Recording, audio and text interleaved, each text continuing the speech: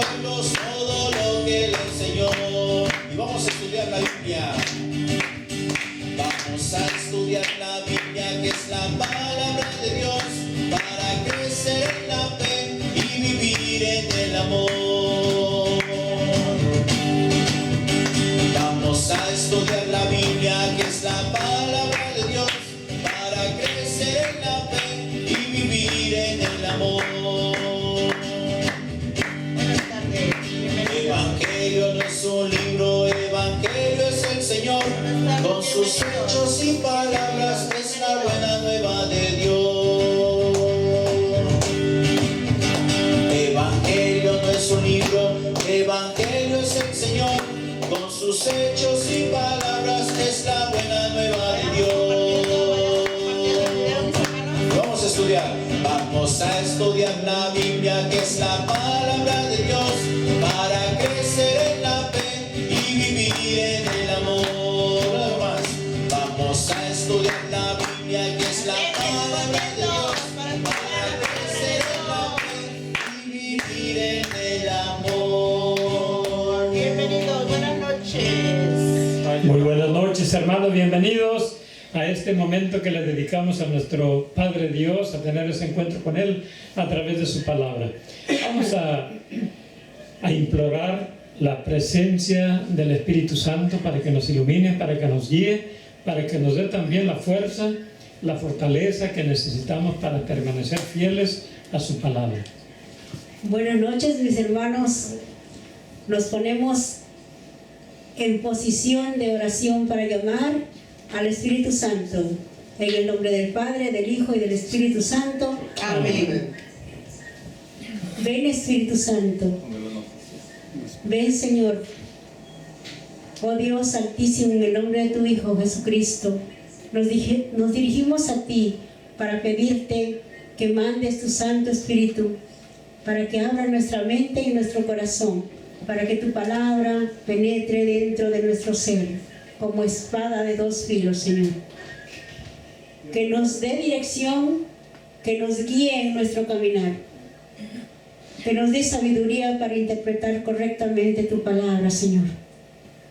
Que nos dé fe para aceptar lo que no alcanzamos a comprender. Que nos dé memoria para nunca olvidar tus mandatos. Que nos dé valentía para poner en práctica lo que nos mandas en tu palabra. Que nos dé fortaleza en nuestra fe, en nuestra esperanza y en nuestra caridad. Amén. Amén. Amén.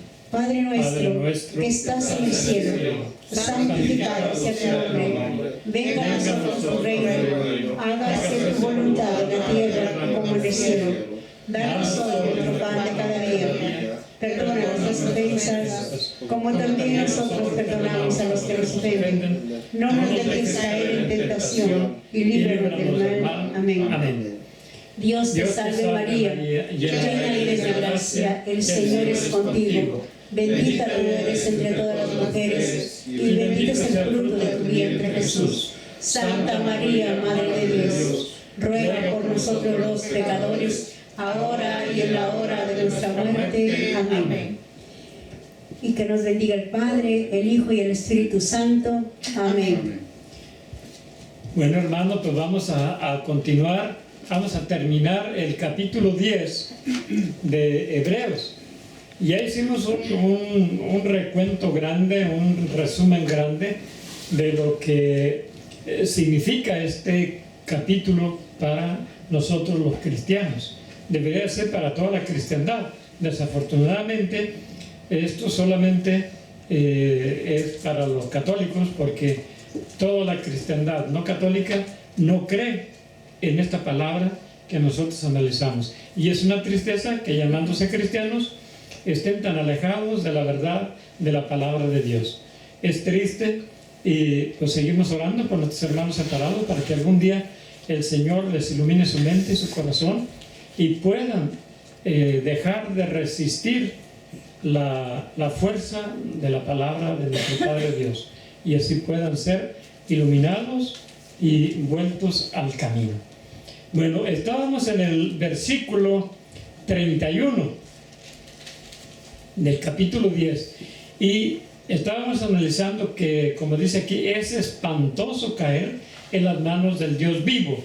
Y esto lo analizábamos porque una vez que tú has conocido la verdad de la palabra de Dios, no puedes negarla, porque si la estás negando, entonces estás cayendo en un juicio para ti. Ese es el problema que habla este versículo 31. Porque si yo ya conocí que Jesucristo es el camino, que es la verdad, que es la vida, que Él es nuestro alimento, que Él es nuestro pastor, que Él es al mismo tiempo la víctima, que Él es el altar, que Él es todo, Él es la ley, Él es el alimento, el pan, el maná, Él es el más grande porque es Dios. Y si nosotros dudamos de esta palabra, entonces estamos cayendo en ese juicio que vamos a tener. Y ojalá que al transcurso de nuestra vida nos dejemos impactar por la palabra de Dios y podamos así ser humildes y aceptarla, ¿verdad? Porque de otro modo estaríamos en vano creyendo en Cristo, estaríamos siendo totalmente desligados de Cristo, de las promesas de Cristo, ¿no? Entonces vamos a continuar ahí en el versículo 32 del capítulo 10. Dice: recuerden aquellos primeros tiempos, poco después de haber sido iluminados, en que tuvieron que soportar un duro y doloroso combate. En realidad nosotros nunca hemos tenido ni un duro ni blandito combate. Nosotros hemos vivido una fe libre, una fe muy acomodaticia, porque no hemos tenido nada en contra, nada que nos impida celebrar nuestra fe, nada. Pero los primeros cristianos, ellos sí, tuvieron que luchar, tuvieron que ofrendar su vida como sacrificio por la fe que ellos tenían. Dice, a veces fueron expuestos públicamente a humillaciones y a pruebas. ¿Qué hacían? Los desnudaban y los aventaban del circo romano para que lucharan contra las fieras. ¿Ya? Otras veces tuvieron que participar del sufrimiento de otros, ver familia que se la llevan, la encarcelan, la matan a pedradas, y esos sufrimientos pues son también dolores propios, ¿eh? Sufrieron con los que iban a la cárcel, les quitaron sus bienes y los aceptaron gozosos, sabiendo que les esperaba una riqueza mejor y más duradera. O sea, no se aferraron a las riquezas materiales, sino que con gozo, con alegría, dejaron que se llevaran eso y ofrendaron su propia vida, su propia libertad. Y eso pues para nosotros es ejemplo grande de fe, como lo vamos a ver en el siguiente capítulo, el 11, que es algo hermoso, ¿verdad? Entonces dice, es necesario que seamos constantes, dice, que sean constantes en hacer la voluntad de Dios para que consigan su promesa. Si nosotros no somos constantes en nuestra voluntad, digo, en la voluntad de Dios, pues definitivamente que no estamos caminando como debe de ser todo un buen cristiano. Miren, los primeros cristianos hacían catacumbas, o sea, cuevas en las montañas, y cavaban cientos y cientos de metros, miles, para vivir allá como topos, escondidos, celebrando su fe. Ahora nosotros les aseguro que no seremos capaces ni siquiera de salir de nuestro hogar. Desistiríamos. Y sin embargo, los primeros cristianos fueron ejemplo de fortaleza, ejemplo de una verdadera fe. Dice, acuérdense que dentro de poco, de muy poquito tiempo, el que ha de venir llegará, no tardará. Eso lo sabemos. No esperemos la segunda venida, no. Estamos esperando el encuentro que tengamos personalmente cada uno con Él. Y si de viejo nos morimos, pues ya no nos queda mucho, al menos a mí, ¿verdad? Ya no me queda mucho. Muy prontito tendré ese encuentro con nuestro Señor. Y el que tiene 18 o 20 años no puede asegurar que va a tardar mucho para tener el encuentro con Cristo, porque la vida le pertenece a Él y Él viene por nosotros en el momento en que Él lo crea pertinente, ¿verdad? Mi justo, si cree, vivirá, pero si desconfía, ya no lo miraré con amor. Esta es como una sentencia, ¿verdad?, muy dura. Dice Jesús, mi justo, si cree, vivirá, pero si desconfía, entonces ya no lo miraré con amor. ¿Por qué? Porque ya no es de los míos, dice Jesús. Ya no es de los míos, es del mundo, porque le tiene miedo a todo lo que sea el producto de la fe y prefiere el mundo. Dice, nosotros somos de los que no somos de los que se retiran y se pierden, sino que somos hombres de fe que salvan sus almas. Espero que así sea, ¿verdad? Que no seamos cobardes. Recuerden que la cobardía no es de los hijos de Dios, la cobardía es de los mundanos. Nosotros hemos recibido un espíritu de valentía, el espíritu de Dios, el espíritu que nos da confianza y que no nos da miedo, porque sabemos en quién confiamos y nadie se muere antes ni después. Nosotros entregaremos, o Dios tomará más bien nuestras vidas el día en que Él lo planeó desde toda la eternidad. Así que, ¿miedo a qué? Si Dios tiene planeado el día, el momento, la hora, el segundo en que nosotros vamos a entregar cuentas a Él. Así que no tenemos por qué tener miedo. Si nosotros desistimos de la fe, de todas maneras, el día en que llegó la fecha ya puesta por nuestro Padre Dios, vamos a entregar cuentas. Y si nos aferramos a la fe y somos valientes en defenderla, de todas maneras, llegar a la fecha en que Dios lo tenía planeado, allí estaremos cara a cara con nuestro Padre Dios. Así es que no hay que tener miedo. Sabemos que cuando nosotros ofrendamos nuestra vida y la entregamos con valentía, Él se agrada de nosotros y está feliz y contento y orgulloso de nosotros. Pero dice Jesucristo que si nosotros negamos a Jesús delante de los hombres, también Él nos negará delante de sus ángeles. Así es que este capítulo 10 sería bueno que todos lo meditáramos tranquilamente en nuestro hogar y miráramos a profundidad qué es lo que Dios desea de nosotros. Ahora vamos a entrar en el capítulo 11. Este capítulo 11 requiere no de ilusiones, no de fantasías, es acerca de la fe. ¿Y por qué la palabra de Dios nos pone un capítulo exactamente que nos hable de la fe? Porque nosotros no podemos, dice San Pablo, nosotros estamos caminando no por vistas ni oídas, sino por fe. No podemos comprobar lo que creemos, pero si creemos y esperamos de verdad lo que nuestra fe nos dice, entonces estamos caminando en los caminos del Señor. Es más, le voy a pedir a quien sea de los lectores que busquen Romanos 8:24, porque es la que nos da una explicación, Romanos 8:24, una explicación clara de lo que es la fe y lo que es la esperanza, porque la fe y la esperanza van de la mano. No hay esperanza si no hay fe, y no hay fe sin esperanza. Siempre son dos cosas que van de la mano, ¿verdad? Son dos virtudes que se requieren la una de la otra. Si yo tengo fe, tengo una esperanza. Y si tengo esperanza es porque tengo fe. O sea, como que la esperanza es hija de la fe, ¿verdad? Entonces vamos a ver qué dice, el que lo tenga ya por ahí, Romanos 8:24.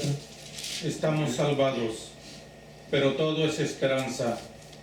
quieres ver lo que esperas, ya no sería esperar, porque quien espera lo que ya tiene a la vista, esperemos pues, sin ver y lo tendremos, si nos mantenemos firmes. Somos débiles, pero el Espíritu viene en nuestra ayuda. No sabemos cómo pedir ni qué pedir, pero el Espíritu lo que pide por nosotros con gemidos inefables. Ok, dale. Sí, lo que queremos comprobar es que lo que nosotros esperamos no lo podemos ver, ni tocar, ni demostrar. ¿Por qué? Porque es fe, se trata de la fe. Si ya estamos mirando lo que esperábamos, pues eso ya no es fe, eso ya es una realidad. Y no quiere decir que la fe está esperando cosas que no son reales, o una fantasía, o una ilusión, o una imaginación. No. Lo que pasa es que si yo estoy esperando en la estación del bus, mi camión que me va a llevar a Nueva York, yo lo estoy esperando y tengo fe que va a pasar por ahí, porque así dice, ¿verdad? Así dice el itinerario de ese camión. Pero cuando ya lo veo que allí viene, ya no lo espero, ya lo estoy mirando. Ya, mejor me subo en él, ¿verdad? Me monto en el bus y vámonos. Entonces eso ya no es esperar, eso ya es tener la realidad de las cosas. Ahora, nosotros tenemos esperanza en nuestra salvación. Ya la tenemos, pero no la vemos todavía. ¿Por qué? Porque acuérdense que tenemos como una cortina que nos estorba, que es nuestra carnalidad. ¿Verdad? Es la carnalidad que tenemos, pero los ojos de la fe no le estorba la carnalidad. Cuando hay fe, los ojos de la fe alcanzan a ver lo que la carnalidad no ve, ni siente ni toca, pero la fe sí. Entonces, cuando nosotros tenemos la fe en que Jesús ya nos salvó, nos sentimos salvados y por eso obramos en esa fe para no perder esa salvación, ¿verdad? Para no perder esa redención que nos ofreció Jesucristo. Esa es la fe. Y no todo el mundo tiene fe. Muchas personas tienen una creencia. Creen en que Cristo nos redimió, pero en realidad no tienen fe. Porque si tuvieran fe, estuvieran luchando a capa tendida y espada tendida por su salvación. Y sin embargo, tenemos cristianos, tenemos católicos, tenemos gente que cree en Dios, pero no hace nada por su salvación. Entonces no tiene fe. Tiene una creencia, pero su fe está ausente. Porque una persona de fe actúa lo que la fe le dice que existe, ¿verdad? O lo que la fe le dice que tiene que esperar. Pero esa esperanza tiene que tener una acción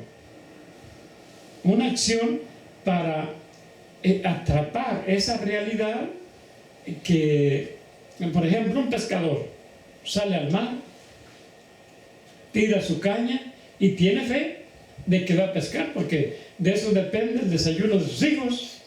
Tiene fe y por eso acciona su fe y tira el anzuelo o tira la red y atrapa los peces. De otro modo, cree que hay peces en el río o en el mar y cree que pescándolos pues va a almorzar.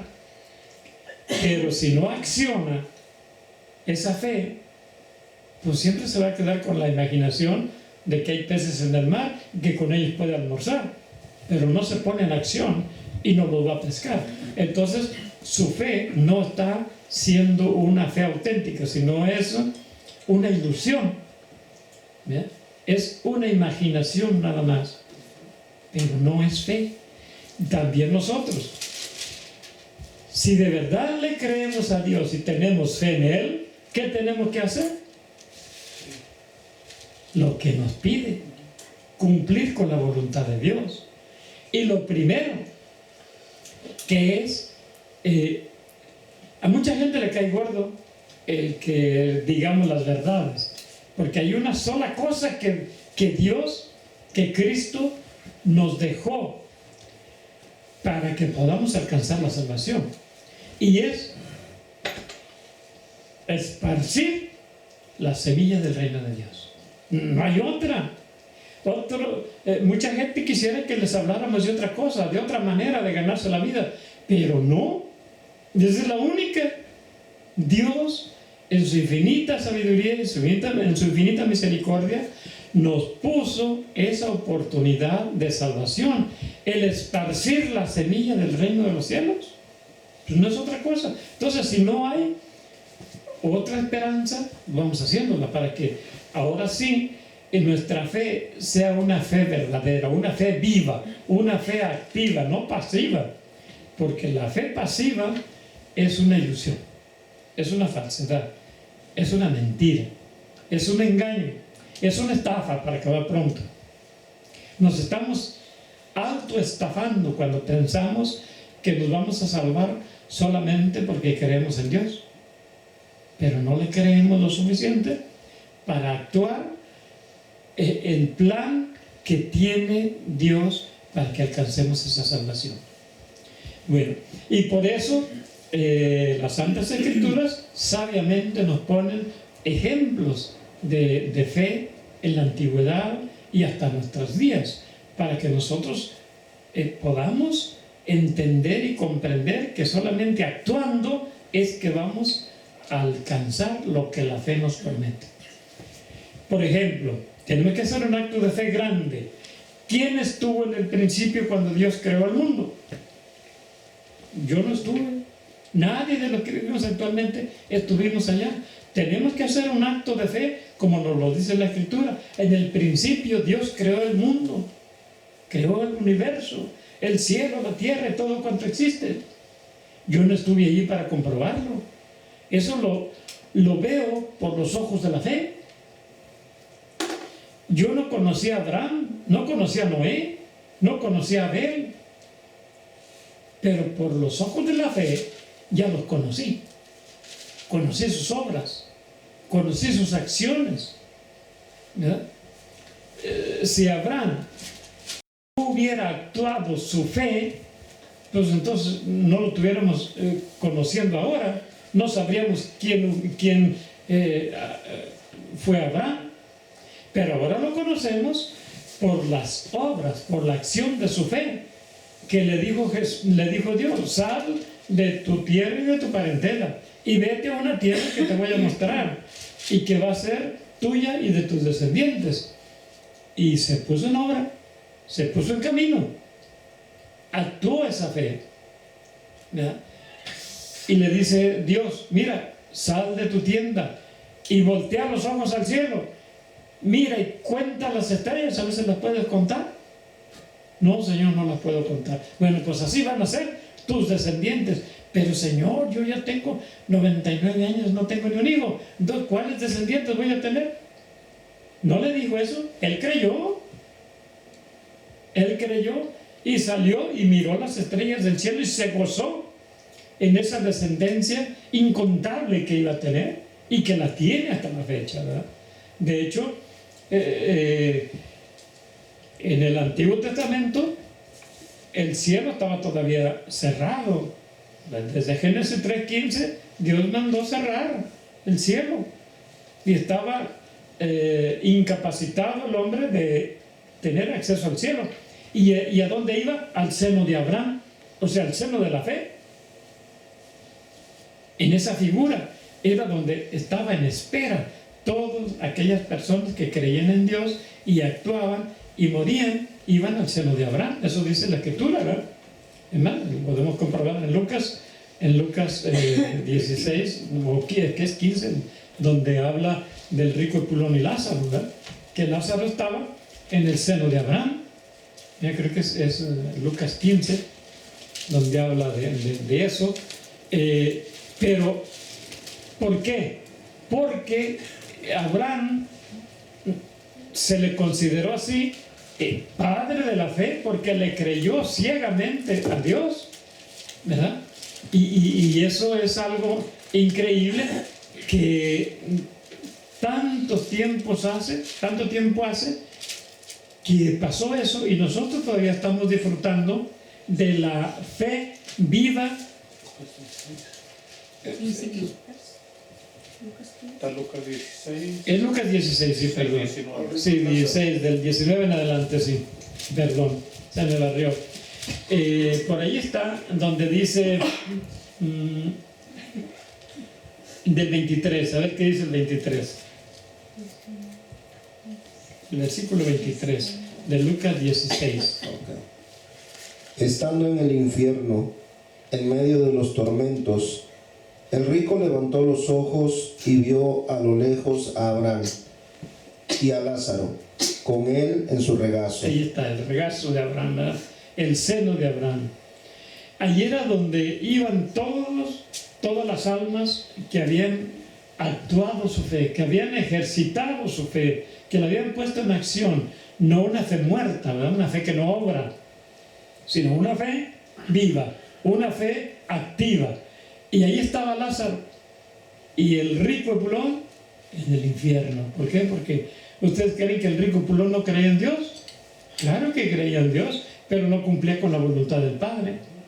Entonces le tocó no estar en el seno de Abraham, sino en el seno ¿de quién?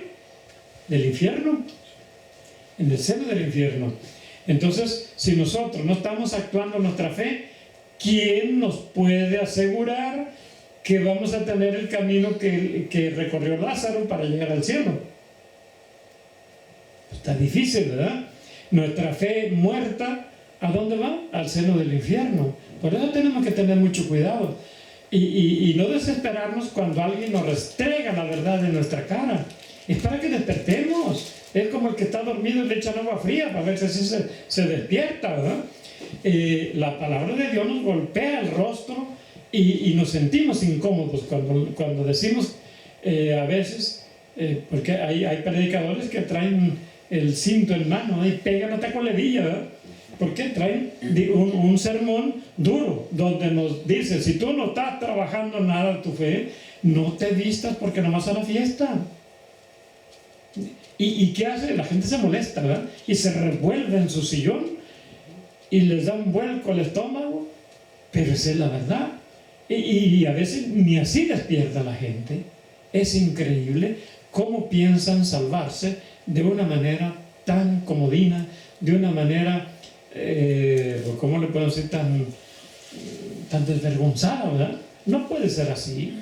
Si tú has recibido semilla del reino de los cielos, espárcela para que crezca, para que nazca y dé fruto, y de ese modo estás garantizando tu salvación, ¿verdad?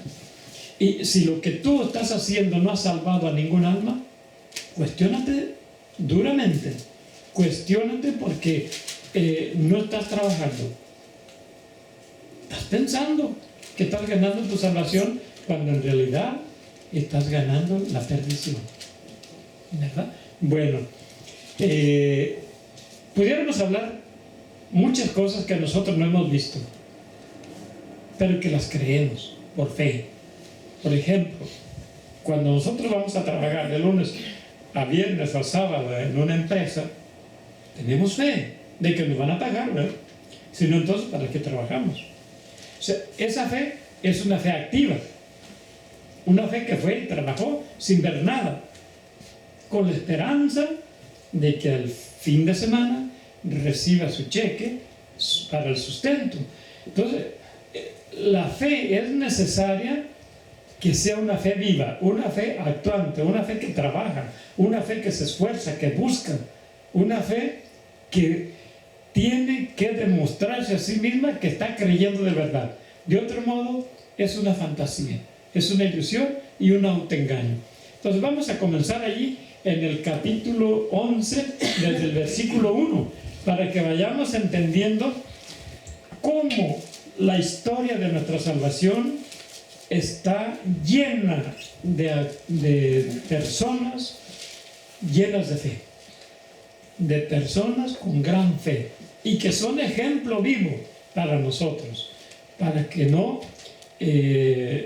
tengamos una fe acomodaticia y no seamos cristianos comodinos, ¿verdad?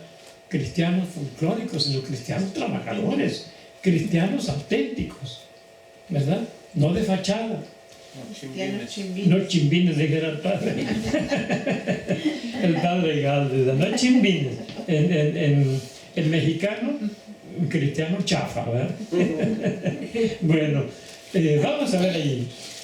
Dice, la fe es aferrarse a lo que se espera. Es la certeza de cosas que no se pueden ver. Ok, tenemos que tener la certeza, aunque no veamos nada. Yo tengo que tener la certeza de que Cristo murió por mí, que Cristo murió porque me ama. No veo ese amor, no veo ese sacrificio, porque yo no estuve ahí, pero lo tengo que ver con mis ojos de la fe. Para la fe no hay distancia, no hay frontera, no hay nada que le impida mirar las cosas como si las tuviera en su mano. Entonces tenemos que tener esa certeza de que Cristo me ama tanto que fue capaz de entregar su vida y darse como alimento para mi espíritu, como lo vimos en el capítulo 10 de Hebreos. Entonces, esa certeza, nadie me puede mover de allí. ¿Verdad? Es como los niños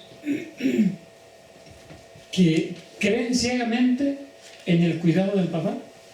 Y si están arriba en la azotea, y si el papá le dice aviéntate, el niño se avienta porque sabe que el papá lo va a cargar y no lo va a dejar que se estrelle en el piso. Eso es tener fe. ¿Verdad? Bueno, vamos adelante. Esto mismo es lo que recordamos en nuestros antepasados. Ahí está, esos nuestros antepasados, hay infinidad.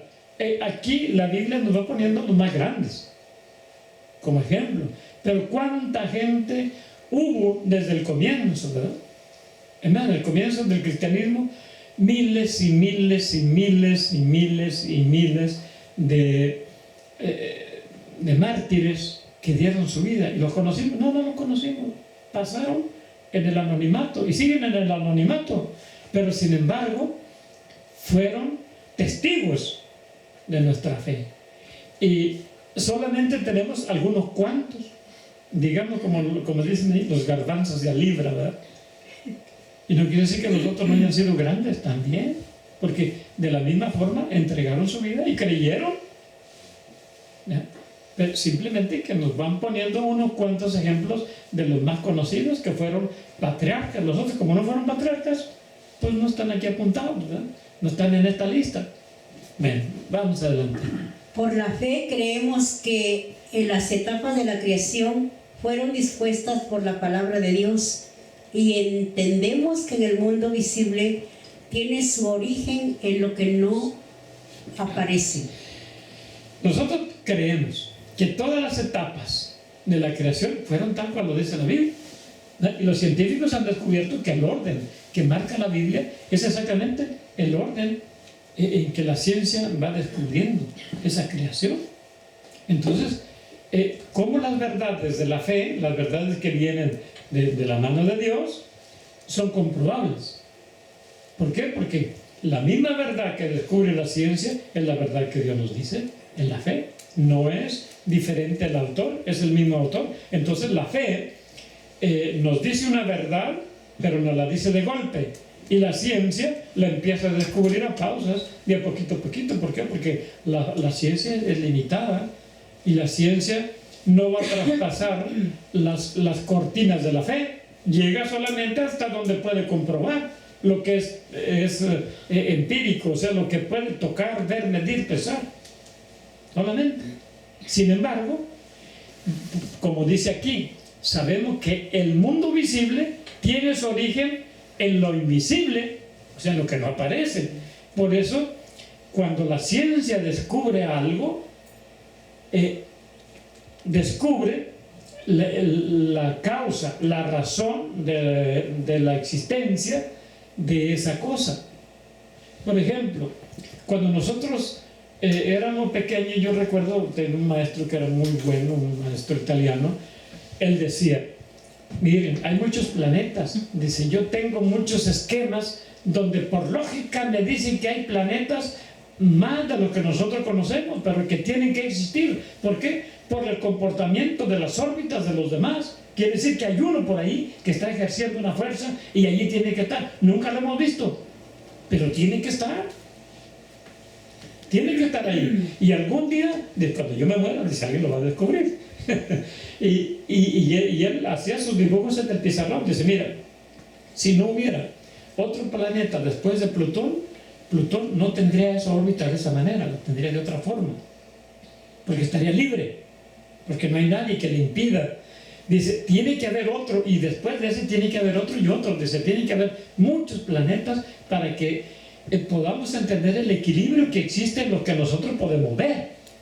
O sea, él tenía una fe increíble en que de verdad había otros planetas aparte de los 9 que habían descubierto hace tiempo. Ahora ya van un montón después, y tenía razón ese maestro. O sea, él a través de la ciencia demostró que era necesario el que existieran otros planetas que no los podíamos ver ahorita, pero que ya en su libreta ya estaban apuntados. Ya nada más era cuestión de observar para descubrirlos, ¿verdad?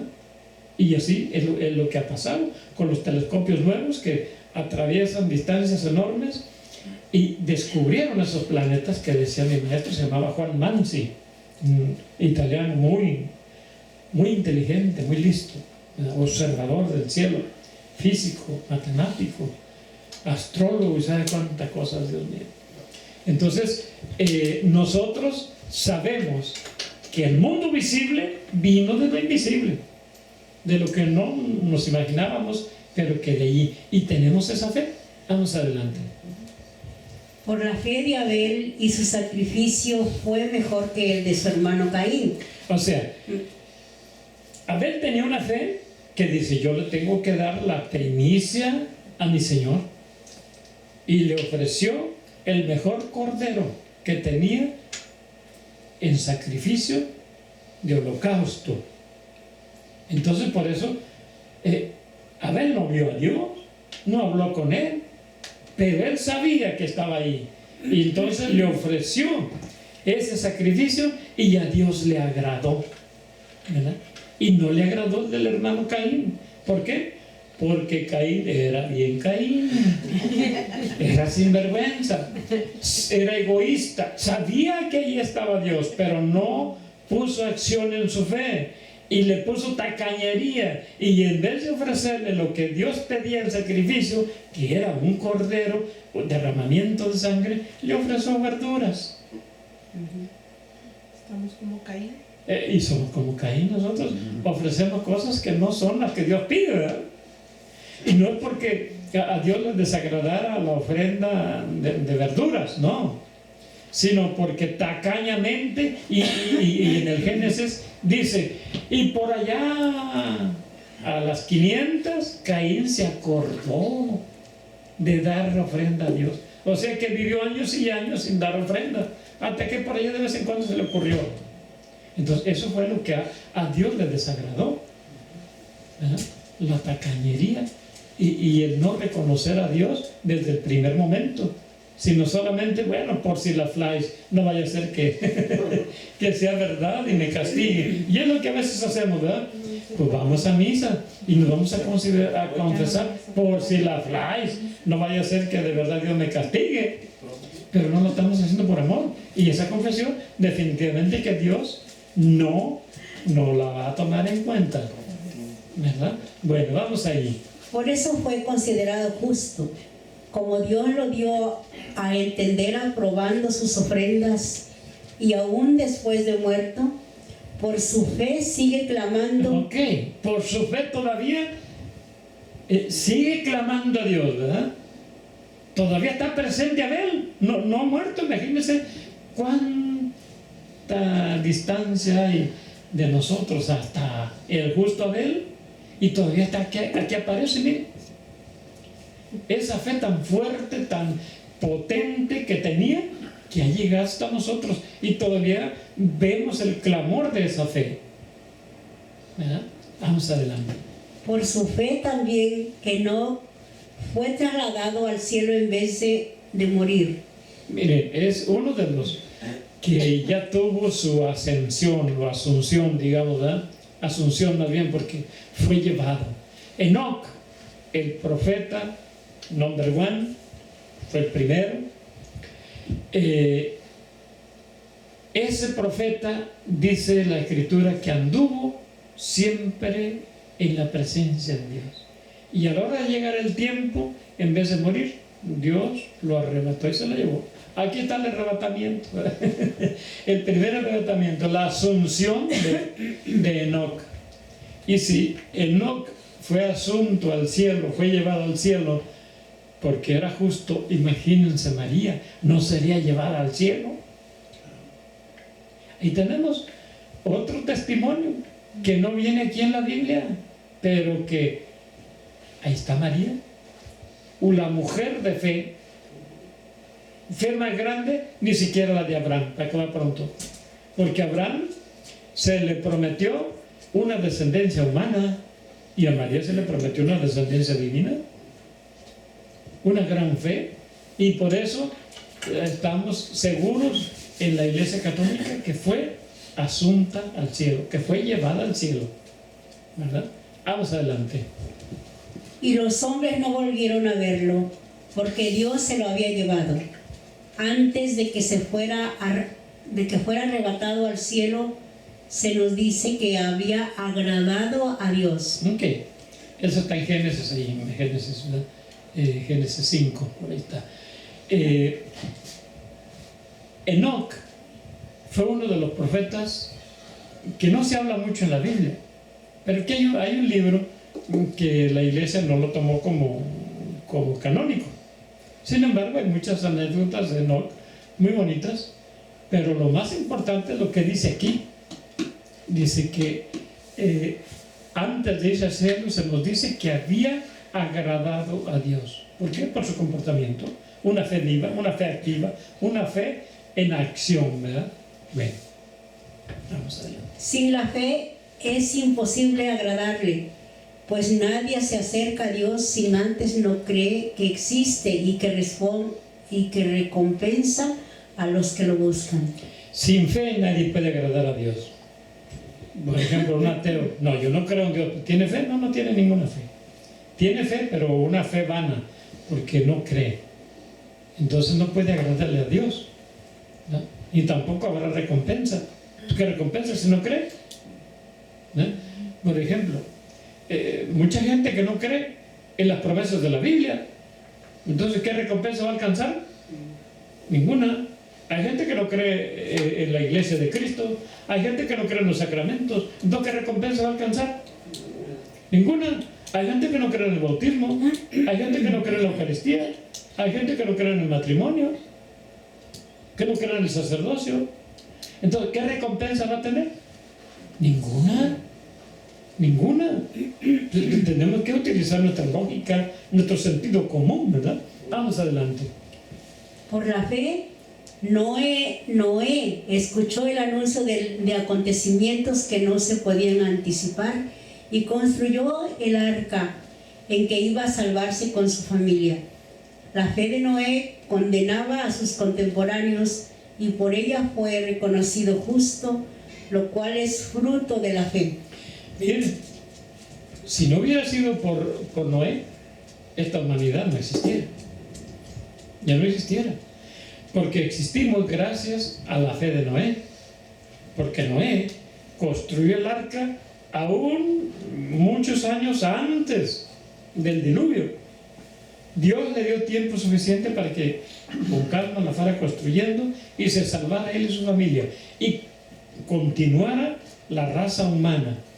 De otro modo, si no hubiera tenido fe, hubiera perecido igual que sus contemporáneos, igualito, y nosotros no estuviéramos leyendo la palabra de Dios aquí, ¿verdad? Bueno, vamos a ver. Por la fe, Abraham, llamado por Dios, obedeció la orden de salir para un país que recibiría en herencia y partió sin saber a dónde iba. Okay. ¿De dónde salió Abraham? Vamos a recordar un poquito. Aquí no dice de dónde, pero en Génesis 12 nos menciona esa salida de Abraham. Él salió de Ur de Caldea hacia la tierra prometida y tuvieron que cruzar el río Éufrates. De hecho, los cananeos les pusieron hebreos, que significa, como ahora nos dicen a nosotros los mexicanos, los mojados, ¿verdad? Hebreo significa eso, mojado. Los mojados, los espaldas mojados, ¿verdad? ¿Por qué? Porque pues, tuvieron que cruzar ese río enorme para poder internarse en la tierra que Dios le había prometido. El hebreo, eso significa Efraín, eso significa, ¿verdad? Los mojados, los extranjeros que cruzaron el río. Vamos adelante. La fe hizo que se quedara en la tierra prometida, que todavía no era suya. Allí vivió en tiendas de campaña, lo mismo que Isaac y Jacob, a los que beneficiaba a la misma promesa. Lo que beneficiaba a la misma promesa. Es decir, a pesar de que él tenía la promesa de Dios, de que le iba a dar una tierra a él y a los descendientes, sus descendientes, nunca fue suya en realidad. Él vivió como forastero. Pero esto nos da una enseñanza, que a pesar de que estaba en la tierra prometida, él estaba anhelando una tierra mayor, una tierra mejor, una patria mejor, no esa, porque esa, al morir, ahí la dejamos, mismo que no la llevemos. Entonces ellos, en esa fe, caminaron y sabían que ellos, a pesar de que la estaban habitando, pues no podían anclarse a ella, sino que estaban esperando una tierra mejor todavía, ¿verdad? Vamos adelante. Pues esperaban la ciudad de sólidos cimientos, cuyo arquitecto y constructor es Dios. Ahí está. O sea, ellos estaban esperando otra tierra mejor. Y a veces nosotros lo queremos anclar en esta tierra, pero no. Nosotros tenemos que tener la misma fe de Abraham, que estaba esperando una ciudad sólida. ¿Ya? Hoy tenemos la Jerusalén celestial. Bueno, digamos un corte cultural. ¿Saben lo que significa Jerusalén? La tierra prometida. No. Viene de dos palabras. Jiret, que significa Dios provee, y Salem es paz. Entonces Jerusalén es la ciudad que promete la paz. Allá vamos. Allá vamos. Vamos a esa promesa de paz. Por eso dice, Cristo es nuestra paz. Pues Él es nuestra Jerusalén celestial, ¿verdad? Y nosotros somos la Jerusalén celestial. Otra vez, para que lo pongan. Oh, Dios mío. Para que lo escriban. Jerusalén viene de dos palabras. De Jiret, o sea, se escribe Jeret, que es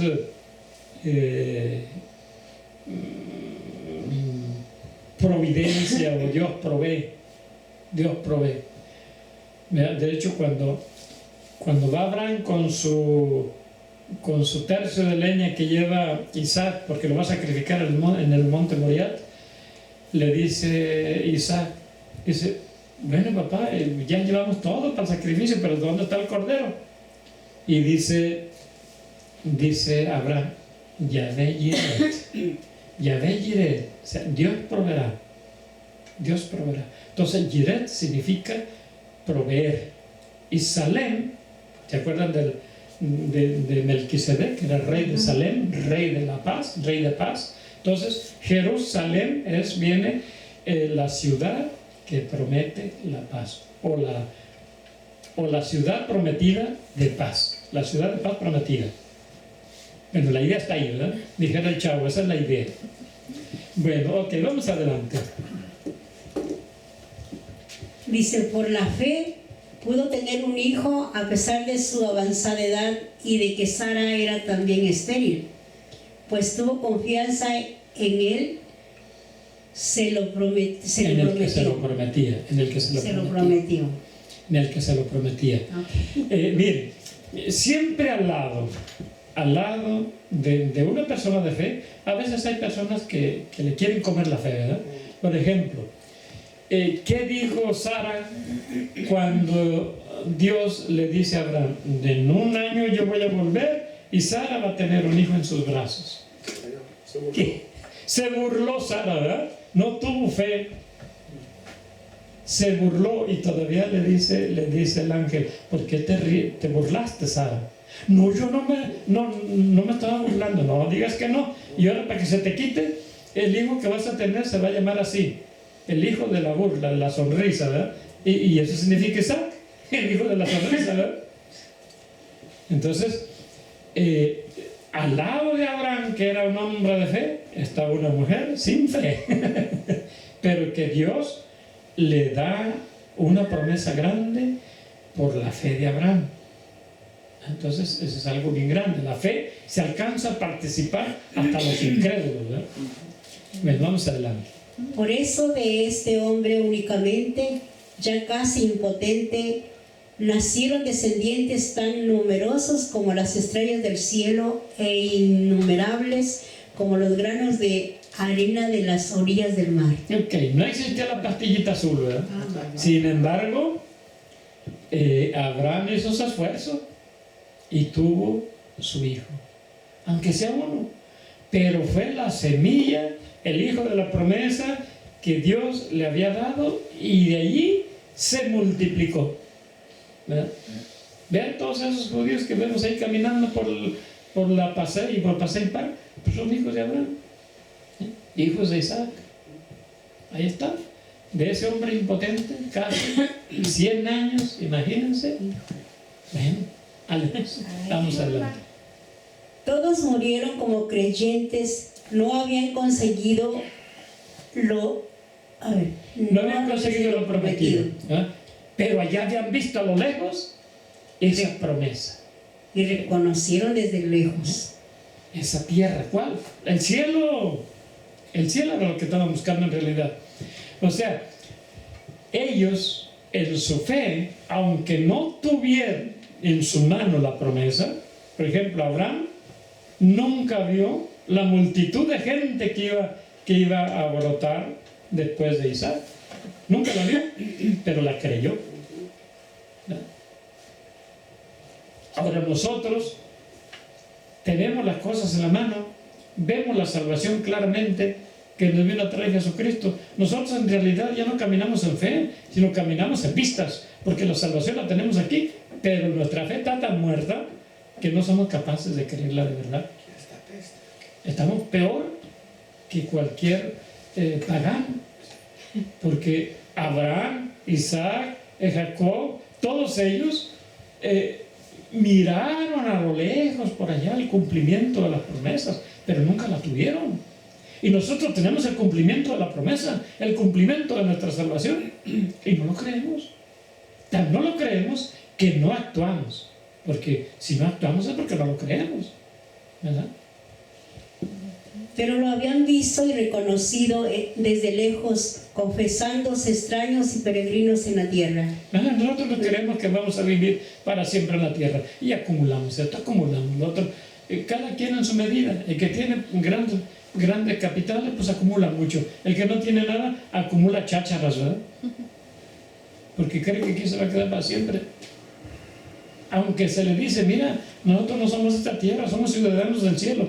Por si la flash voy a contar, ¿verdad? O sea, no tenemos esa convicción que tuvieron aquellos modelos de la fe, aquellos gigantes de la fe, ¿verdad? Los que así hablan hacen ver claramente que van en busca de una patria, pues si hubieran añorado la tierra de la que habían salido, tenían la oportunidad de volver a ella. Claro, porque no volvió si tenían chance, ¿verdad? Porque a ellos no les interesaba una patria terrenal, les interesaba una patria celestial, ¿verdad? Pero no aspiraban a una patria mejor, ellos aspiraban al cielo, no aspiraban a otra cosa. Por eso Dios no se avergüenza de ellos, ni de llamarse su Dios, pues Él les preparó la ciudad, y esa ciudad está allá, ¿verdad? Y está para nosotros. Bueno, yo creo que lo vamos a parar ahí. Le tengo una pregunta. ¿Ustedes creen que en el tiempo, que ya que estamos hablando de la fe, ¿verdad? En el tiempo de David y Goliat y todos esos, ¿Ustedes creen que ya había fútbol en aquel tiempo? Yo creo que sí, porque los israelitas ganaron por goleada. Una goleada tremenda que le metieron a los filisteos. Bueno, okay. Vamos a dejarle ahí. Sabemos que todo lo que sigue es parte de esta fe que nosotros debemos cultivar. Nosotros debemos de amacizar nuestra fe. Y sería mucho más fácil para nosotros porque tenemos muestras, tenemos pruebas, tenemos tantas cosas para creer. Y sin embargo, nuestra fe es tan débil como si de verdad no hubiera pasado nada antes que nosotros. Entonces vamos a dejarle allí y vamos a hacer preguntas. Y yo quisiera que ya desde ahorita me vayan sugiriendo qué cosas quieren que aprendamos después de que terminemos el libro de Hebreos. ¿Qué cosas les gustaría que estudiáramos? Para estudiar, para ir aprendiendo. O alguna forma que ustedes quieran, de otra forma que quieran aprender también. La buscamos, no se preocupen. Pero me gustaría que ya desde ahorita, que estamos a tiempo, antes de que terminemos, todavía nos quedan 2 capítulos, 12 y 13, para ir buscando qué nuevo libro vamos a estudiar o qué cosas les gustaría saber para que nosotros podamos ir preparando lo que sigue en nuestra clase bíblica. Por lo pronto, preguntas que tengan por allí, sugerencias o reclamos también, ¿por qué no? Porque todo eso nos ayuda. Una pregunta, don Cooper. Usted está hablando de que todos son descendientes de Abraham. Entonces, ¿cuándo es que se habla de las 12 tribus? ¿Por qué se hablan las 12 tribus? Sí, eso viene ya después, ¿verdad? Eso viene cuando a Abraham le nace Isaac, Isaac le nace Esaú y Jacob, ¿verdad? Y de hecho la descendencia debería de venir a través de Esaú, no a través de Jacob. Pero Jacob era bien lanza, bien sinvergüenza y aprovechado de que su madre era también bien gandalla, quería la bendición para Jacob. Y Jacob le roba la bendición a Isaac. Le roba la primogenitura, le compra la primogenitura a Esaú. Y entonces esa primogenitura, que significaba tener el derecho de la bendición del padre, pues se la ganó a Esaú. Porque a Esaú no le importaba, ¿y esto para qué me sirve, verdad? De todas maneras, yo soy el primero, sí, pero no basta eso, ¿verdad? Hay que honrar la primogenitura. Y entonces Jacob sale huyendo porque Esaú lo quiere matar. Y se va con un pariente y ahí encuentra una mujer para casarse y le gusta alguien que se llama Raquel, que significa cordera de Dios, algo así, oveja de Dios. Pero el suegro bien gandalla le da la hija mayor, ¿verdad? En vez a la hora de que se va a casar, le dice, bueno, si tú quieres a Raquel, tienes que trabajarme 7 años. Y le trabaja 7 años. Y a la hora, en la noche de bodas, en vez de darle a Raquel, le da a Lía, o no sé cómo se llamaba, ¿eh? Que era la hermana mayor, porque la ley decía que primero tiene que casarse la mayor y después la menor. Y eso no le dijo el suegro a Jacob. Era un suegro bien gandalla, ¿verdad? Y quería que le trabajaran gratis y después todavía le siguió engañando, pero sí, me la tiene que trabajar otros 7 años más. ¿Por qué? Porque la que le gusta es Raquel, pero es la segunda. Entonces le voy a dar a Lía y entonces allí hacemos otro negocio. Bueno, si te gusta Raquel, pues me tienes que trabajar otros 7 años más. Y entonces, fíjense, de Lía le nacieron Rubén, Simeón, Leví, varios. Y al último, cuando trabajó 7 años de gorra otra vez con el suegro, que le dieron a Raquel, y resulta que Raquel resultó estéril. Y entonces la otra seguía teniendo hijos. Pero al final le nació un hijo. ¿Cómo se llamó? José. Era el 11º, porque no era el último. Era el primero de Raquel. Y como Jacob amaba tanto a Raquel, pues imagínense cómo quería al hijo. Lo quería bastante. Y los otros pues vienen celados, ¿verdad? Como pues, si nosotros somos mayores que él, y ahora este es el que va a salir ganón. Pues allí fue la bronca de las 12 tribus de Israel, ¿verdad? Ahí está.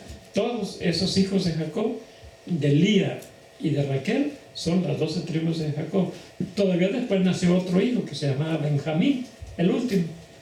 Ahí está la tribu de Benjamín, la tribu de José, la tribu de Simeón, la tribu de Judá, la tribu de Rubén, la de Manasés, la de Benjamín, todas esas tribus, la de Zabulón. Todos esos son los hijos de Jacob. Pero eso ya viene, son los nietos, digamos, los nietos de Abraham, ¿verdad? Son los nietos de Abraham. Ahí viene la descendencia. Y ahí viene la historia de que José, por envidia, fue vendido por sus hermanos. Porque lo querían matar, en vez de matarlo, lo vendieron, ¿verdad? ¿Okay?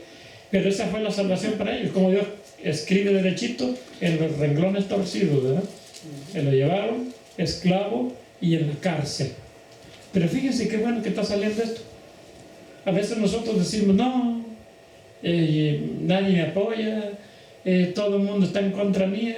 ¿Y qué diría José? Pues yo también tuve 10 hermanos en contra mía y aquí estoy, ¿verdad?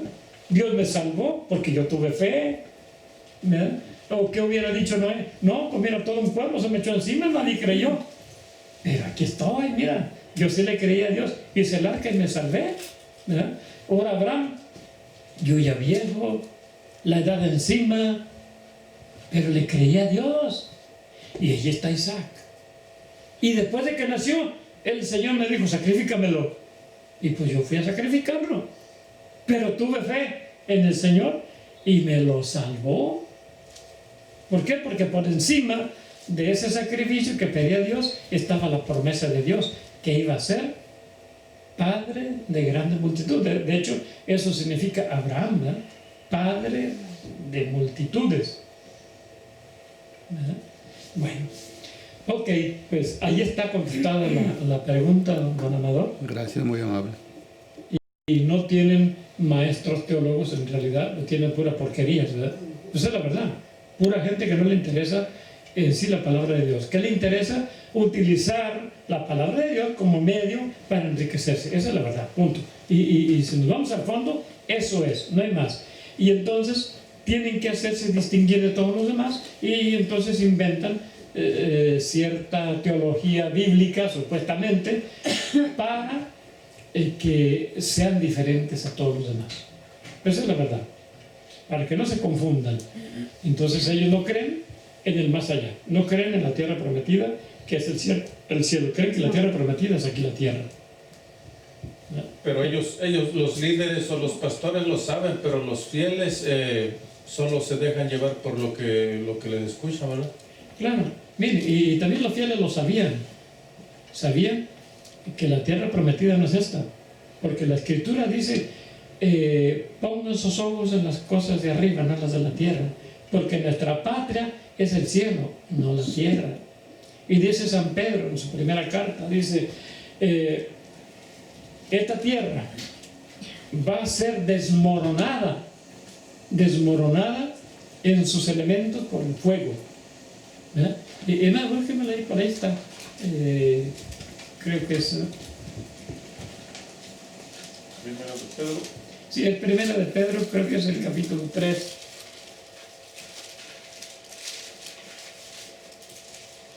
No, no es el 3.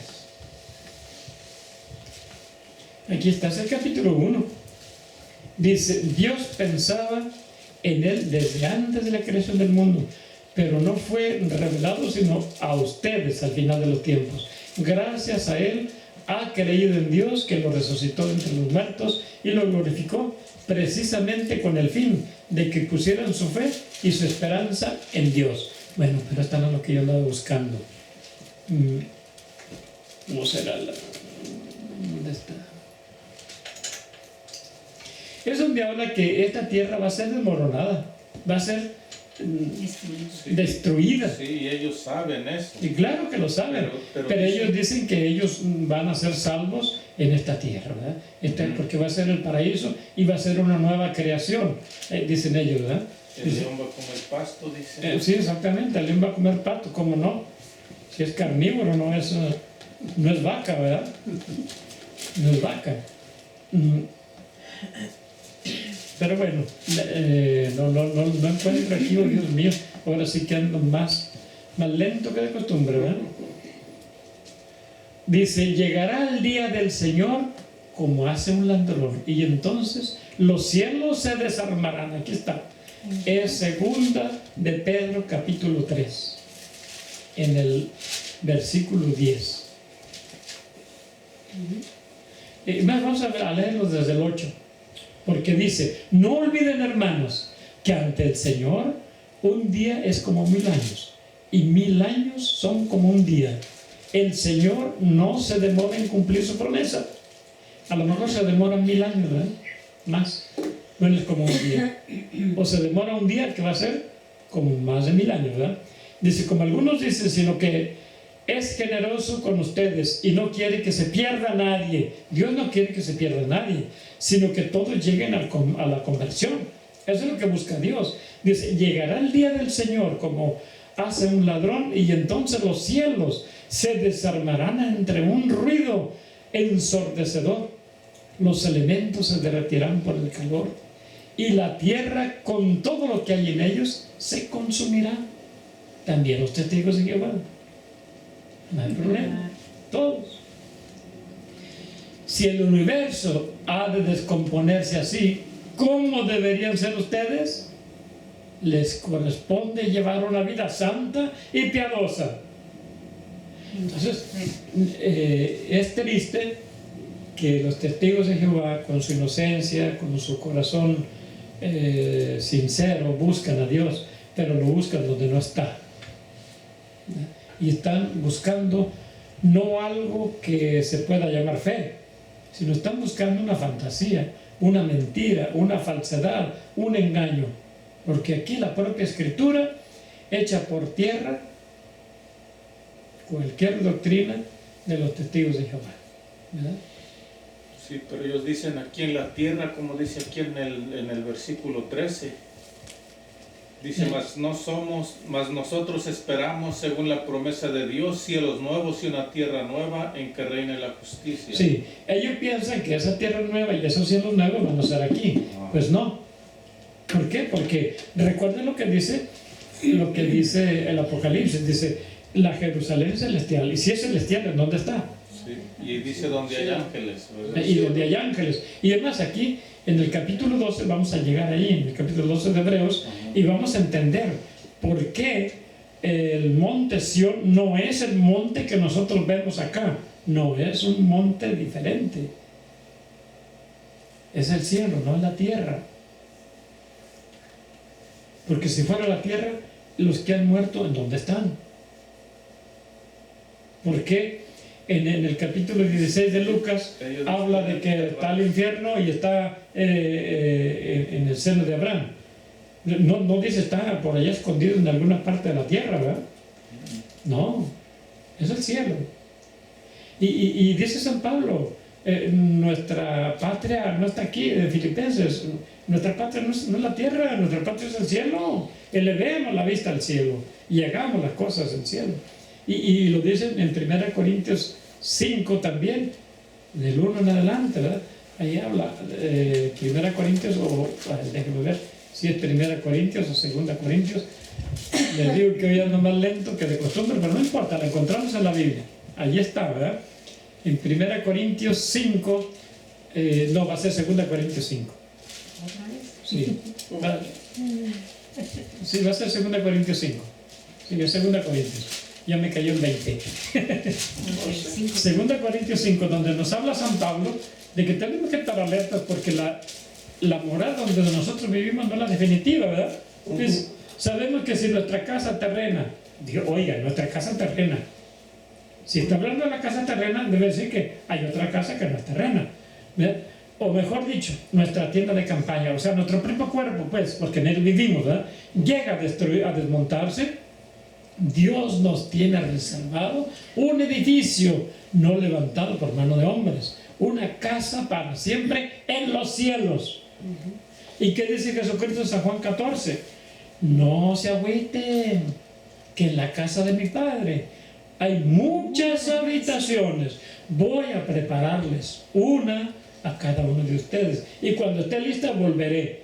Y ten cuidado porque a lo mejor ya me termina la nuestra, ¿verdad? Y entonces viene por nosotros. Entonces, Que nos arrebate. los testigos de Jehová están siendo engañados por ese monstruo diabólico que se llama Torre del Vigía.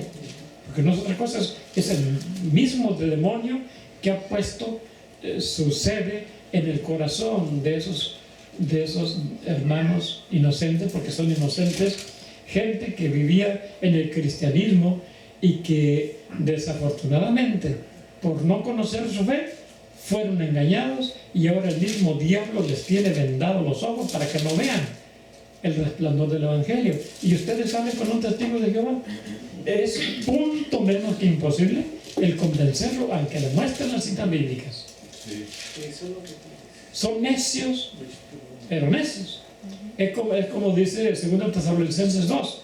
Dice, Dios les ha mandado un poder grande para que crean la mentira. Es bien difícil con los hermanos, los testigos de Jehová. Muy difícil, de verdad. ¿Qué cita es la de Juan, donde de las habitaciones? Y Juan 14, es en la casa, dice, no se turbe su corazón. Voy a la casa de mi Padre, y en la casa de mi Padre hay muchas habitaciones. Voy a prepararles una, y cuando esté lista volveré por ustedes. Ahí es el arrebatamiento. No es el arrebatamiento que hablan los hermanos separados, ¿verdad?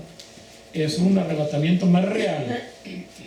Muriendo, azotando el cuerpo y levantando el alma, ¿verdad?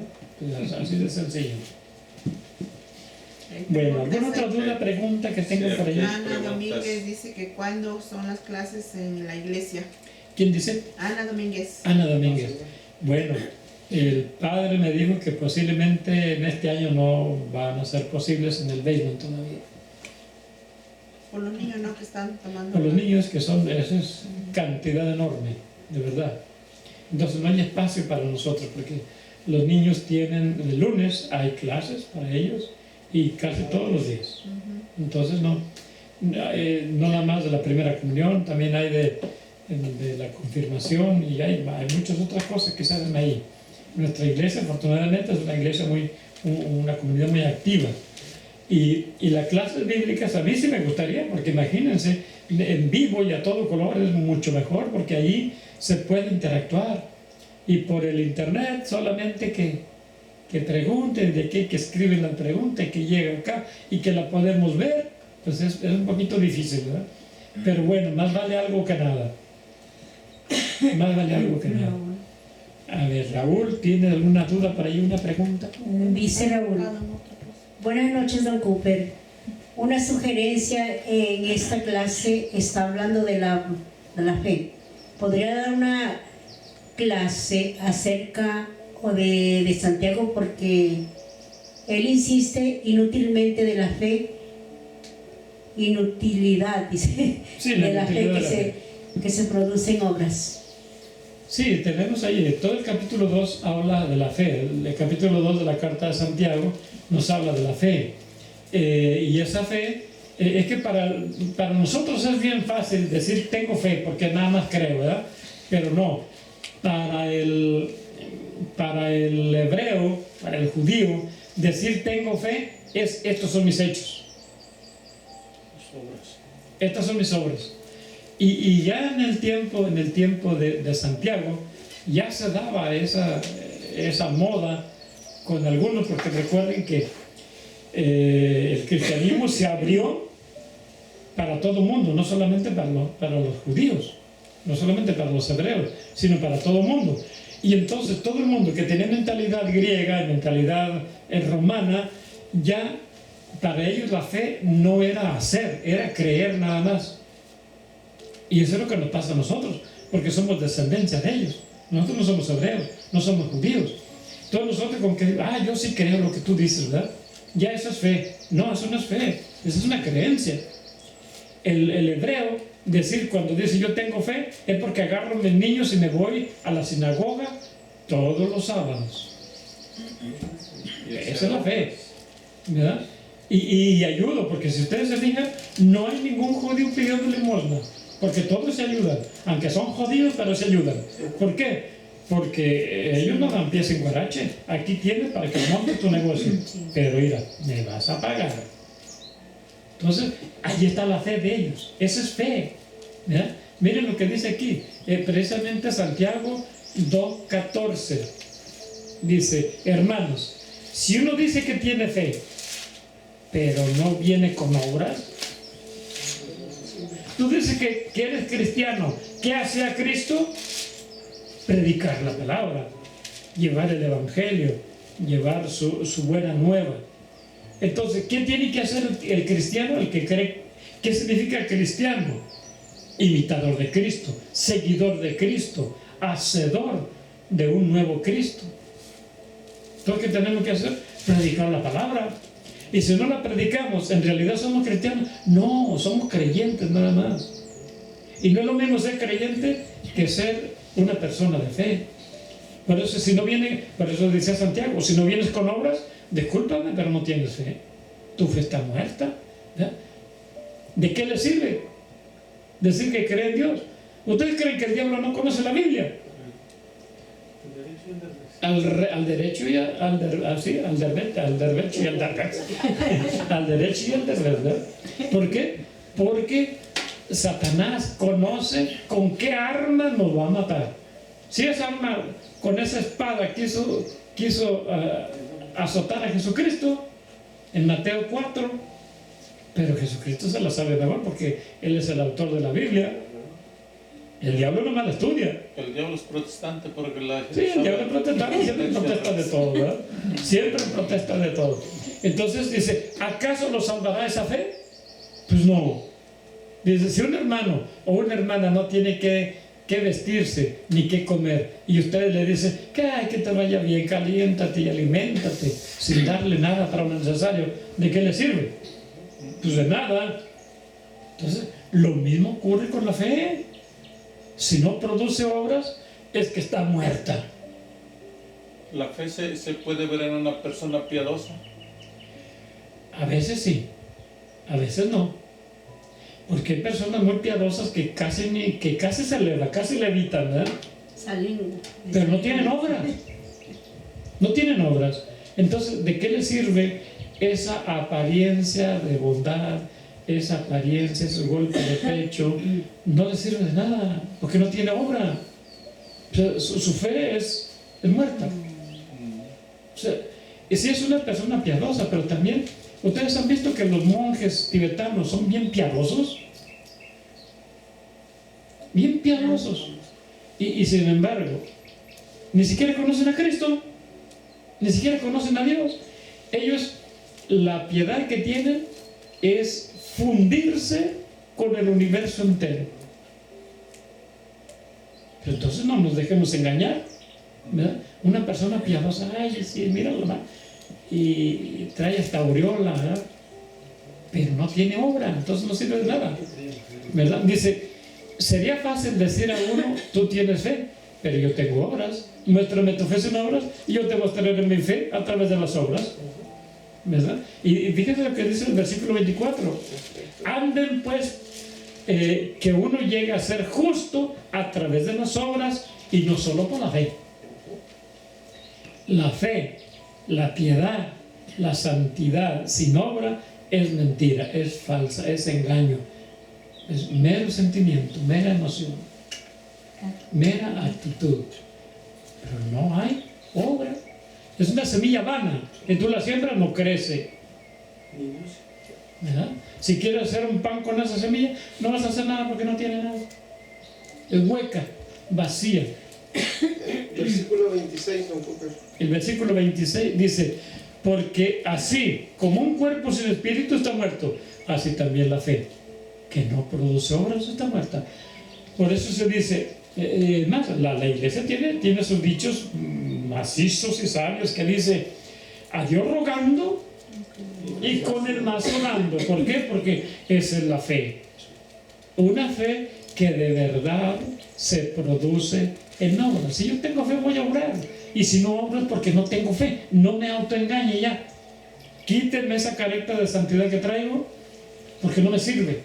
Lo único que está haciendo es denigrando la imagen de Jesucristo. Porque está haciendo lo que decía Gandhi: mira, Cristo me encanta, me gusta, pero los cristianos me dan asco, porque son hipócritas. Dicen creer en Cristo y no hacen lo que hacía Cristo.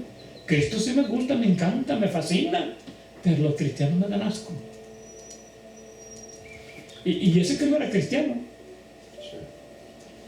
Bueno. Saluda a Frank. Frank.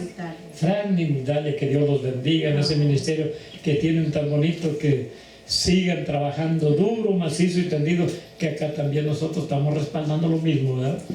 Y pues yo creo que los apóstoles de Cristo tenemos que, uno mueve el pie izquierdo y otro mueve el pie derecho. O sea, cada quien en su ministerio, cada quien en su talento que Dios le ha dado, en el plan que Dios le ha trazado. Ahí tenemos que trabajar. Y yo los felicito. Nos queremos mucho. Nos queremos mucho, Frank y Migdalia. Tenemos años que no nos vemos, pero el amor no se ha extendido, extinguido. Ahí está. Que Dios los bendiga y pues échenle para adelante. No sé si todavía siguen trabajando allí, y si no, pues vénganse con nosotros a chambear acá. Sí. Que aquí hay cabida para todos. Necesitamos muchos apóstoles como ustedes, convencidos, firmes, bien bravos para eso. Bueno, Reina Calixto, una pregunta: ¿cómo les contestamos a la gente que dice que quién ha regresado de la muerte para saber que hay otra vida? Con mucha contundencia, sí tenemos que regresar. Cristo fue y volvió, y tenemos la prueba, ¿verdad? En aquel entonces no había periodistas, pero pues lo que estaban haciendo los pininos en su periodismo, ahí le hicieron San Juan, San Mateo, Lucas, ¿verdad? Ahí está, en Marcos. Entonces ahí tenemos unas pruebas. Y no, además dice San Pablo, dice, apareció primero a Pedro, y después a mí, después a 500 gentes, ¿verdad? Entonces quiere decir que hay testigos. Y dice San Pablo, unos ya murieron, pero otros todavía viven entre nosotros. Entonces hay una prueba, y prueba más grande: partió el tiempo en dos, antes de Cristo y después de Cristo. Bueno, eso estamos en el 2022, porque Cristo allí rompió la historia. Entonces así tenemos que contestar con mucha contundencia, ¿verdad? ¿Tú estuviste ahí para verlo? No, pero la historia me lo cuenta, ¿verdad? A lo mejor alguien no conoció a su papá, pero le dice: fulano fue tu papá. Y aquí estoy yo, soy la prueba de eso.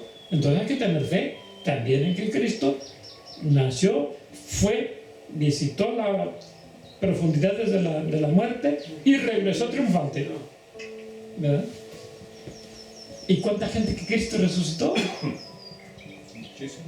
Resucitó a Lázaro, resucitó a la hija de Jairo, al hijo de la viuda, ahí. Bueno, esos son los tres que mencionan ahí. Quién sabe cuántos más habrían resucitado. Pero miren, sigue resucitando. ¿Cuánta gente había muerta en las calles y ahora volvió a la vida? Amén. Los que están muertos en el espíritu también han vuelto. Es peor estar muerto en el espíritu que en la carne, ¿verdad? Bueno, ¿qué más? Rosa García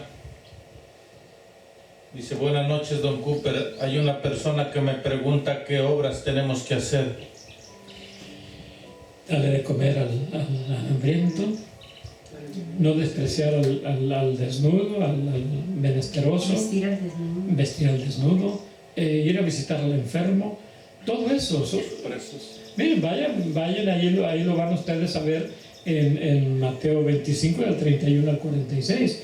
Y además la iglesia nos propone 14 obras de misericordia, 7 obras de misericordia materiales y 7 espirituales, ¿verdad? Entre las materiales está esa: dar de comer al hambriento, de beber al sediento, dar un buen consejo, enseñar al que no sabe, que es lo que estamos haciendo aquí.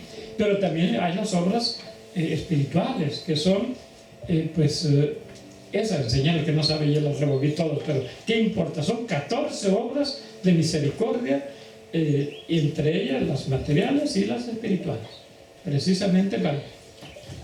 Ok, ahí las tiene Francisco, creo, ¿verdad? Son 14 obras de misericordia, 7 obras corporales: dar de comer al hambriento, de beber al sediento, darle posada al necesitado, Exactamente. vestir al desnudo, visitar al enfermo, socorrer a los presos, enterrar a los muertos. Esas son las 7 obras corporales, obras materiales, ¿verdad? Y las 7 espirituales: enseñar al que no sabe, dar buen consejo al que lo necesita, corregir al que está en el error, perdonar las injurias, consolar al triste, sufrir con paciencia los defectos de los demás y rogar a Dios por vivos y difuntos. Ahí está, todas esas obras son las que nosotros tenemos que hacer. ¿Y cómo tengo que hacer para perdonar? Pues ir a hacer mi obra, mi acción, poner mi fe en acción, ¿verdad? Yo sé que Dios lo que me pide es que sea persona humilde y que dé el perdón al que lo necesite y que le pida perdón para sanar mi alma. Entonces, ahí está, tenemos una fe en acción, ¿verdad? Y vestir al desnudo, todo eso son obras que tenemos que hacer.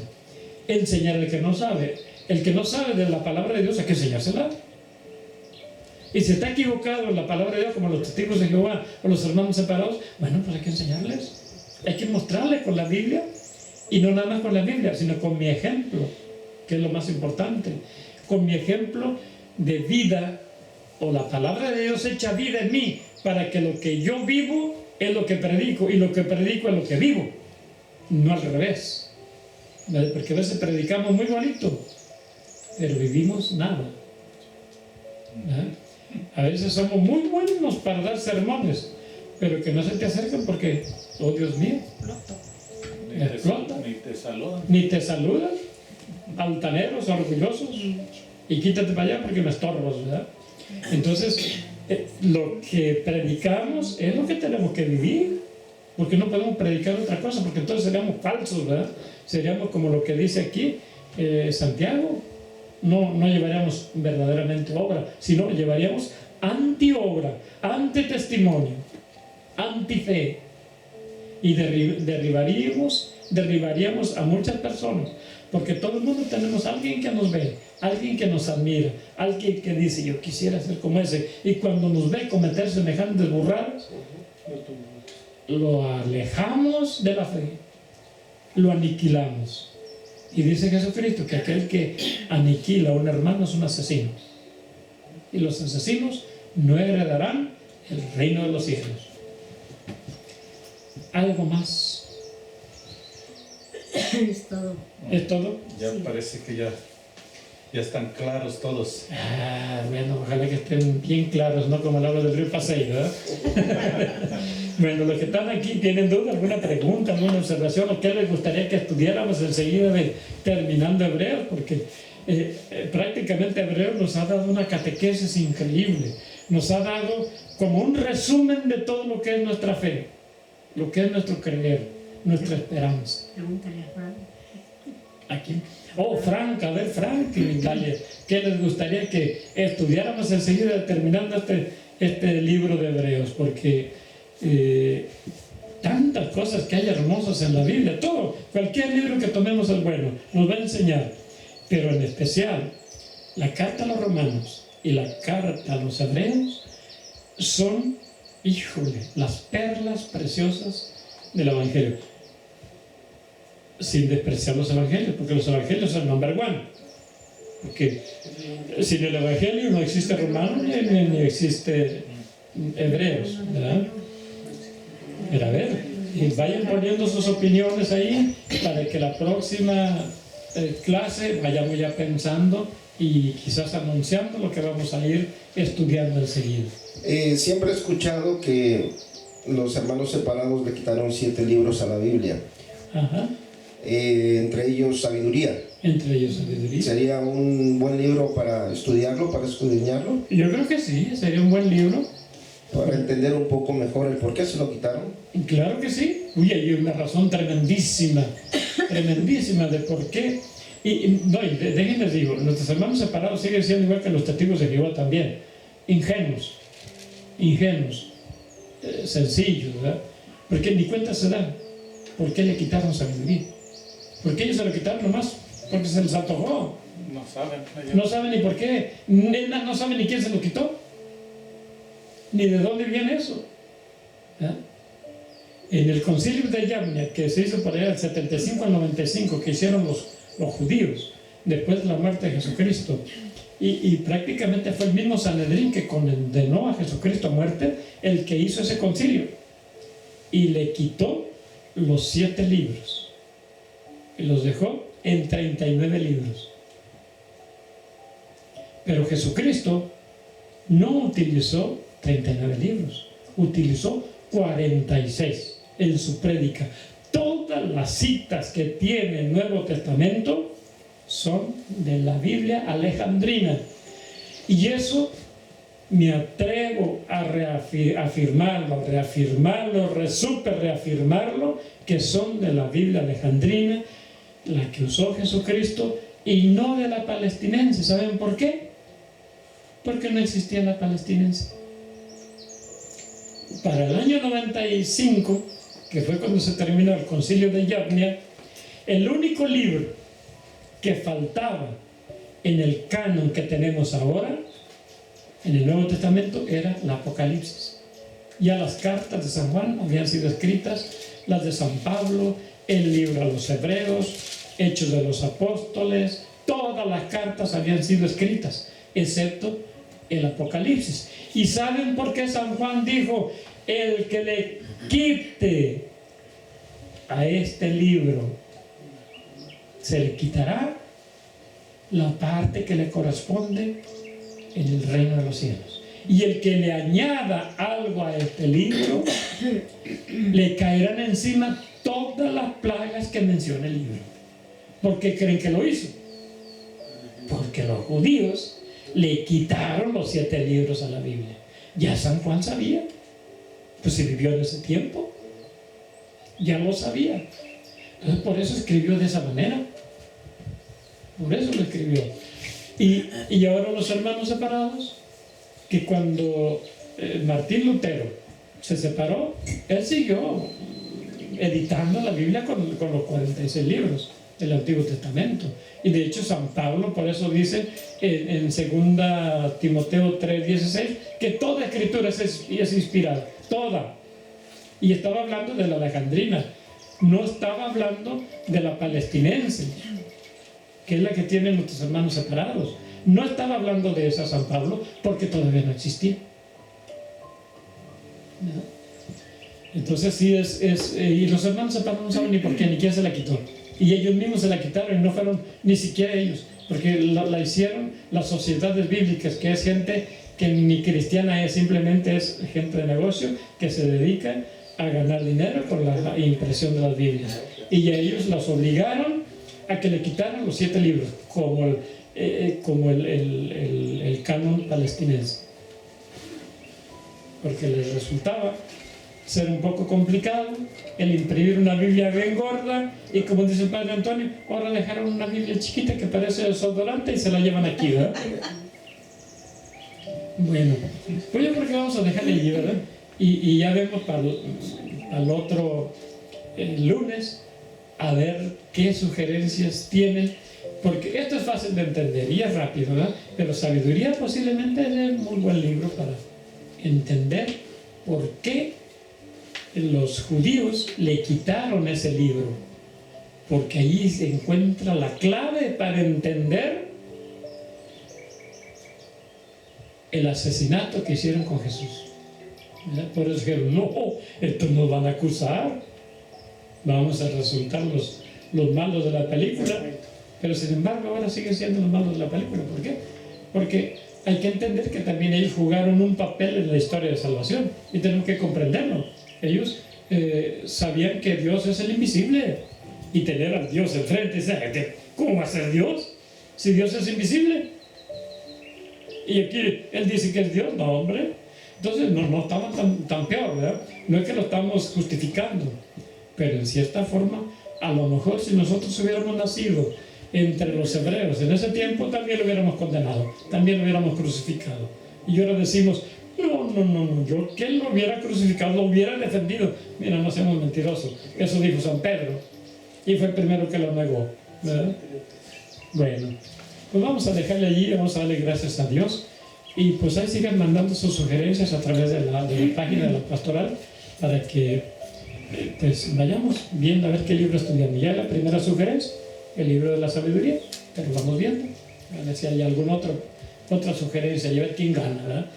Bueno, gracias Padre Santísimo por este día, por esta oportunidad que nos das de adentrarnos en el misterio y en la profundidad de tu amor misericordioso.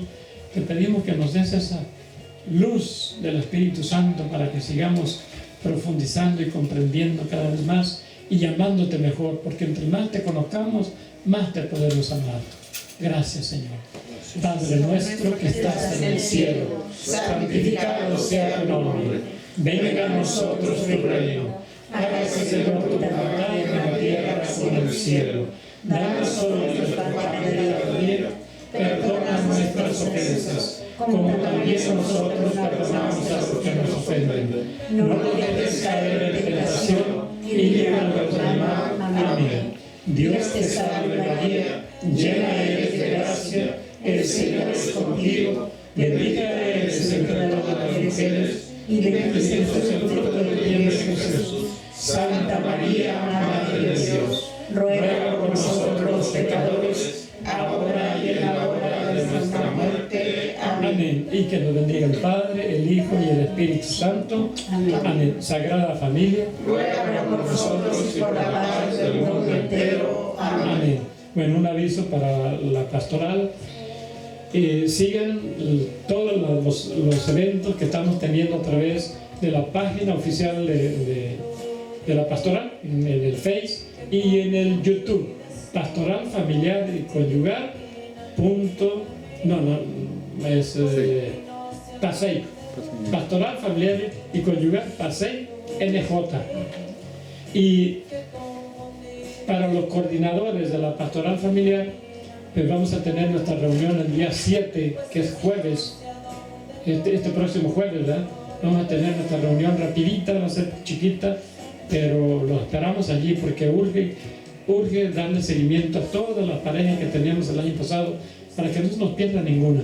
Ya iniciamos con el segundo nivel, ya lo comenzamos. Lleven las fechas de sus reuniones porque nada más nos dieron unas cuantas. Entonces lleven la fecha de sus reuniones para poder visitarlos y pues apoyarnos los unos a los otros, ¿verdad? Bueno, que Dios los bendiga. En el salón chiquito. Va a ser en el salón chiquito, sí. En el salón chiquito jueves, en el salón pequeño, porque el viernes va a estar ocupado. En el salón pequeño, bueno, ya todos saben, ¿verdad? De la Holy Trinity. Bueno, que Dios los bendiga y pues hasta el próximo lunes, primeramente Dios, pero antes nos conectamos a las 9 con nuestros hermanos Jessica y Félix Castellán para el Santo Rosario. Que Dios los bendiga. Buenas noches, que Dios los bendiga.